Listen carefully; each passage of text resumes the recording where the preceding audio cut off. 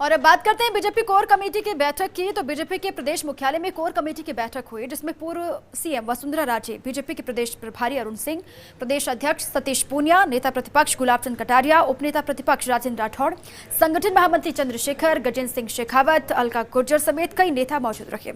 इस दरमियान बैठक में 4 विधानसभा सीटों पर होने वाले उपचुनाव पर मंथन हुआ, तो प्रदेश के सियासी हालातों पर भी चर्चा हुई। कोर कमेटी की बैठक में बजट सत्र में सरकार को घेरने की रणनीति पर भी मंथन हुआ।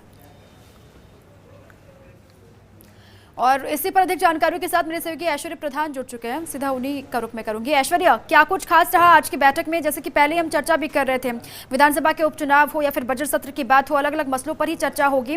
बैठक से क्या निकलकर सामने आया?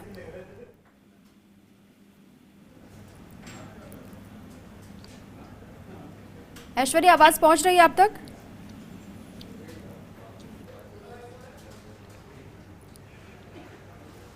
चलिए, आवाज नहीं पहुंच पा रही है, लेकिन बैठक के बाद प्रेस कॉन्फ्रेंस हो रही है, वो तस्वीरें आपको दिखाते हैं। अरुण सिंह को आप सुनिए। नमस्कार। सुबह से आप लोग इंतजार कर रहे हैं।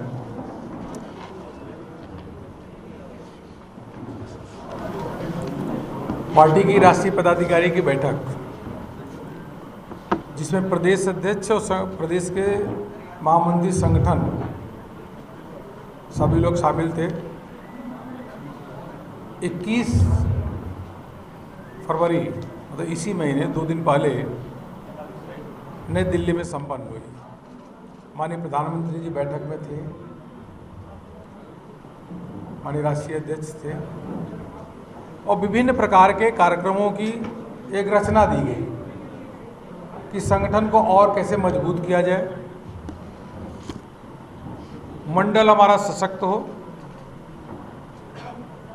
बूथ समितियां सक्रिय हो और पन्ना प्रमुख तक भारतीय जनता पार्टी को जाना है। यह कार्य योजना केंद्र के द्वारा दी गई, जिसके बारे में हम लोगों ने यहाँ पे चर्चा की। सभी कार्य समितियों की बैठक शीघ्र हो। उसी के साथ साथ पार्टी के स्थापना दिवस 6 अप्रैल और बाबा साहब अम्बेडकर की जयंती 14 अप्रैल, उस पर भी पार्टी के द्वारा कार्यक्रम जो दिया गया, उस कार्यक्रम का भी सफलतम आयोजन हो, उसके लिए चर्चा हुई। विशेष रूप से यहाँ की राजनीतिक परिस्थिति है, प्रदेश में गहलोत सरकार पूरी तरीके से फेल है,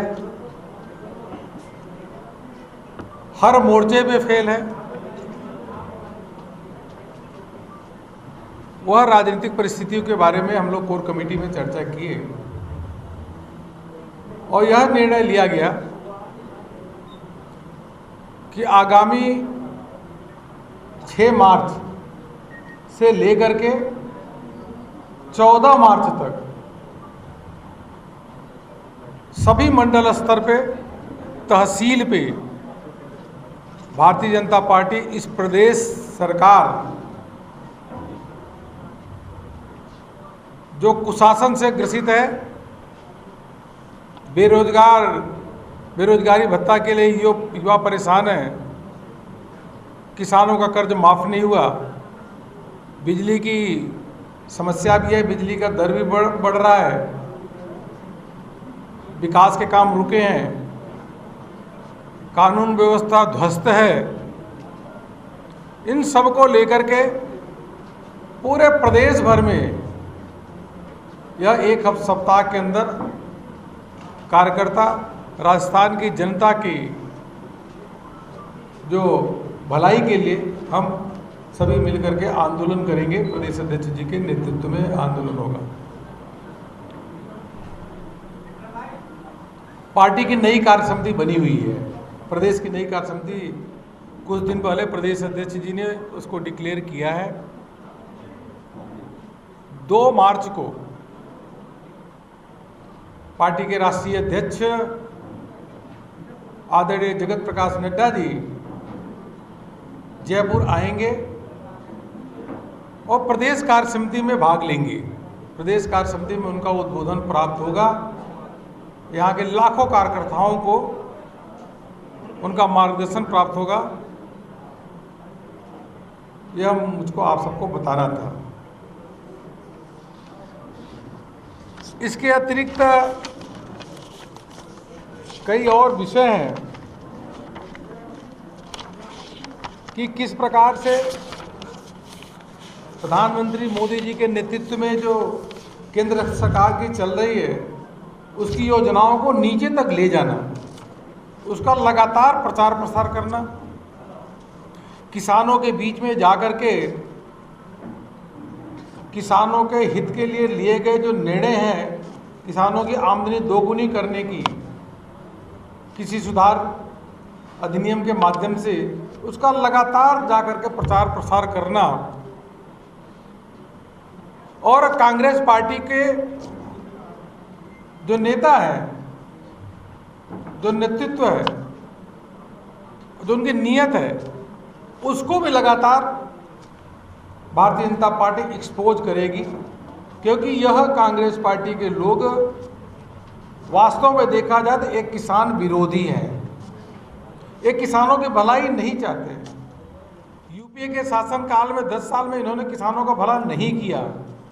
जब मोदी जी लगातार एक एक करके योजनाएं ले आ रहे हैं, चाहे नीम कोटेड यूरिया हो, चाहे सॉयल हेल्थ कार्ड हो, चाहे एमएसपी के 1.5 गुना दाम की बढ़ोतरी करने की बात हो, अलग अलग फसल बीमा योजना हो, पीएम किसान योजना के अंतर्गत पैसा देने की बात हो सीधे अकाउंट में, जब प्रधानमंत्री जी किसानों को अलग अलग प्रकार से लाभ दे रहे हैं और वो देश भर में जो छोटे किसान हैं उनको इस कृषि सुधार बिल से बहुत बड़ा लाभ होने वाला है, कांग्रेस विरोध करके उन छोटे किसानों के वह अहित कर रही है, वास्तव में कहा जाए तो उनके खिलाफ है।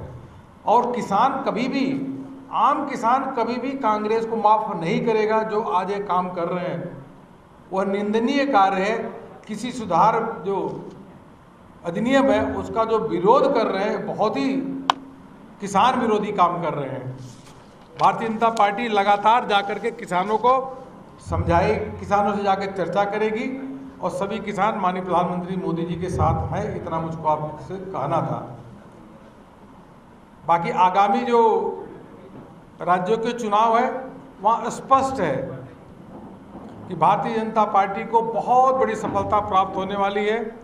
पश्चिम बंगाल में हमारी सरकार बनेगी और अच्छी तरीके से पूरी मेजॉरिटी के साथ, बल्कि 2/3 मेजॉरिटी के साथ वहाँ सरकार बनेगी। असम में भारतीय जनता पार्टी की पुनः सरकार बनना तय है। पुडुचेरी में भी भारतीय जनता पार्टी की सरकार बन रही है। कांग्रेस की सरकार गई, बची कुची कहीं कहीं कांग्रेस की सरकार बची थी, वो भी गायब होती जा रही है। पुडुचेरी में भी कांग्रेस की सरकार गई और हम तमिलनाडु और केरल में भारतीय जनता पार्टी को अप्रत्याशित रूप से वहाँ भी सीटों में बढ़ोतरी होगी। चारों ओर माननीय प्रधानमंत्री जी के नेतृत्व में पूरा भाजपा में हो रहा है और कांग्रेस का सुपड़ा धीरे धीरे साफ होता जा रहा है। सभी कार्यकर्ता इन चुनाव में लगे हैं। राजस्थान के भी कार्यकर्ता अभी वहाँ जाएंगे चुनाव में, वहाँ पे पश्चिम बंगाल में काम करेंगे। इतना मुझको आपसे कहना था। अगर आपको कोई प्रश्न हो तो आप पूछ सकते हैं, बाकी हमारे प्रदेश अध्यक्ष जी से भी कुछ बात करना होगा तो करेंगे। कोई प्रश्न हो तो आप पूछ सकते हैं। मेरा सवाल ये है कि आपकी कोर कमेटी की बैठक में सतीश पूनिया जी के नारे लगने के बजाय वसुंधरा राजे के नारे प्रदेश कार्यालय में नारे लगे, तो इसका क्या राजनीतिक मायना निकालते हैं? आप प्रदेश के प्रभारी भी हैं, जबकि नारे सतीश पूनिया के नाम से नहीं, नारे सतीश पूनिया जी के भी लगते हैं, नारे हमारे भी लगते हैं, नारे वसुंधरा जी के भी लगते हैं, नारे तो सभी के लगते हैं। उसमें नारे में क्या दिक्कत है? सभी नेताओं के नारे लगने ही चाहिए। तो क्या आपस के आप लोगों के मतभेद का खुलासा नहीं हो रहा है इससे कि भाई वो भी अरे यार, अरे एक जगह आप जाओगे, अगर नारा दे दो तो हर व्यक्ति का नारा लगता रहता है।